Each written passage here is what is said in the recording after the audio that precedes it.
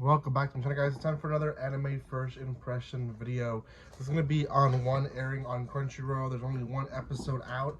I believe it's airing in the weekend, maybe Friday. But I really want to continue watching this one because it did actually hook me quite a bit. This is going to be on Tearmoon Empire. The start was pretty intense.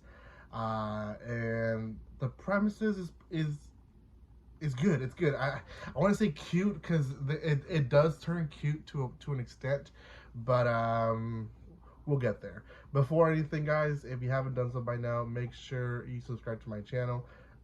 I have quite a bit of first impression videos already out. Not a lot left to do. I have a handful that I still want to do.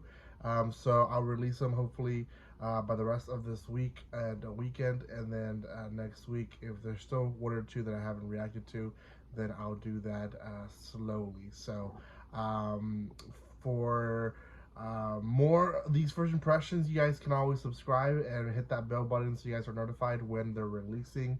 And yeah, I've been watching quite a bit of stuff this season. There's a lot of series airing, a lot of new ones too, not just continuing stuff, which is nice. Usually I have 4 or 5 continuing videos that I make, and I haven't really made that many continuing series videos, at least not this far. So yeah, okay. Tearmoon Empire. It follows the story of the Tearmoon Empire's princess. Um, the episode starts. She's already, I'm gonna guess, an adult already, and she's being dragged by guards, and she's thrown into a cell. Now, in the cell, the abuser, they stuff her with vegetables that she so much hated, and they treat her like trash, and so on and so forth. Right before her execution, um, there is a visitor that we don't see who it is until towards the end of the episode. But she's taken to her execution, and right before she's beheaded, or I think she is beheaded, she awakens in the past as herself at 12, as a herself being 12 years old.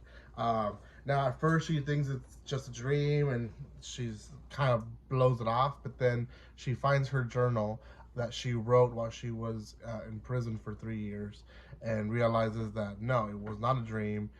Some type of miracle happened where she essentially was given a second chance to live her life again. Now, she does go through a few scenes that we realize that she essentially was a brat as a princess. One is the chef serves her food, and he's insisting of like, I know you don't like this food, but my job is to keep you guys healthy and make sure you have nutrition meals. And she eats and she's like, what is this delicious vegetables that I'm tasting? And he's like, oh, they're the yellow moon tomatoes or something like that. And he's like, do you like them? And she does. Like, we as a viewer are seeing that she's obviously appreciating all this because she was in jail for 3 years. So she knows the comparison obviously is way better. So she also in her head knows that this chef is one of the chefs that she ends up firing and ruining his life because of him serving her vegetables. So we slowly see why her family or even herself just ended up in that situation, and where people wanted her to be executed and killed. We also see her get sweets, and the maids are on edge. They don't know if she's gonna throw a tantrum. At one point, one of the maids drops the cake, and everyone freaks out. She's like, they start apologizing and please don't hurt her. And she does actually get mad and goes off at her for a little bit, but then she recognizes who she is. Now, this is where we go back to her past. Oh, sorry, back to her past. Back to her future, I guess. And this maid, the clumsy one that dropped her cake, is the one maid who stood by her. She would still visit her every so often in jail for 3 years, and would serve her as faithful servant. And the person who visited her right before her execution was her. She combed her hair, she got her ready for her big event, if you want to call it that. And then they parted ways, but before they parted ways completely, the princess ran back to her and bowed down and says, "This is the most that I can do for you at this point," and that she was very grateful that she stood by her side, even though she treated her like trash and treated her like she was, um, you know, a bad citizen, which she wasn't, right? So this servant prays that the gods have mercy on the princess. So I'm gonna guess it's because of her prayer that the princess is resurrected to her past.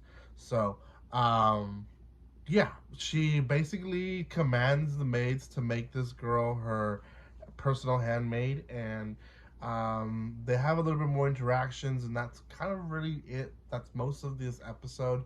Um, I really like it because it's not so much a reincarnation as almost time traveling in a sense, and it's also like trying to repair the damages that she caused, and realizing that those damages, at the end of the day, ended up hurting her as well, because it ended up, it ended up being her doom. So I really enjoyed that thematic that they hit in this series.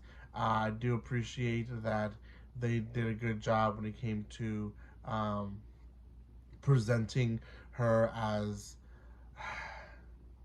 like, we as when we first see her, we see her being mad and everything, but we know you can almost assume, yeah, like she's mad because she's being in prison, right? But we slowly understand more and more that she was a pretty crappy princess, pretty crappy ruler, and because of it, this happened. So yeah, and there were people cheering for her to die. I mean, it was packed, full house, waiting for her to be killed. So yeah, I do appreciate the development of the character and how she's gonna probably change. And even though she doesn't realize that she is changing for the better already, she is. So yeah, I think it's gonna be a good series. If possible, I might react to this one. I'm gonna give this one a 7 out of 10. I think it's one of the better ones. That is new, and it's, you can call it. It's not really easy kind of, but you know, the reincarnation type of deal. So yeah, for now, go check it out. There's one episode out on Crunchyroll, on second one to release later this week, hopefully, and we'll see what happens. Thank you guys so much for watching this. If you haven't done so by now, subscribe to my channel. Go check out my other first impression videos, and like always, don't be strangers. See you guys.